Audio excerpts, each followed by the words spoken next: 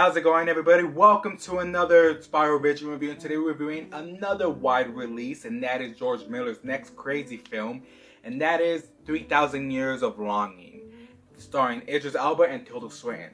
The film essentially is a bottle film. It is kind of two characters telling story to one another. Essentially, Idris Elba is a genie, and Tilda Swinton is kind of a scholar in her sense. The film is very visually beautiful. I will say that the film has a lot of beautiful aspect, a lot of beautiful dynamic to it.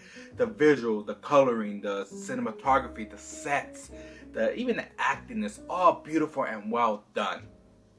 And honestly, it is a crazy film. It is a wild ride for most of the part.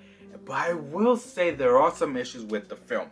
And I will say just minors, because I do feel by the end of the film, that high that I had, that amazing craziness that I was loving from the film, dies all the way down. Because it does feel like the film has multiple endings, more than one. But it's also one of those where the film kind of loses its charm, but the visual aspect is there, but it kind of has an identity crisis where it doesn't know how it wants to end, but it does want to keep in line of the story dynamics. I will say that the film, it is a treat to watch at the movie theater. There really isn't a whole lot to say bad about it. Just the ending for me was more of a disappointment more than anything. Even if you watch it at home or you watch it at the movie theater, it is something of a spectacle, but it is something where you might have to tread lightly and see how much really do you love this film and how much are you invested into it so far. We do a rating system from 1 out of 5 spiral, 5 being really amazing and love it, and 1 being horrible. I will honestly have to give 3,000 Years of Longing a 4 out of 5 spirals.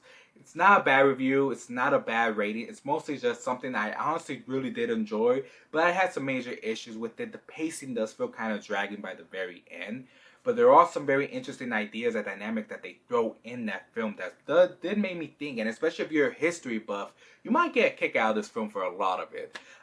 That's all I have to say about 3,000 Years. It is something where I will recommend. Don't forget to like and subscribe, and don't forget to check me and Anthony over on YouTube and Spotify, where we talk about movies at the Confined Space Show.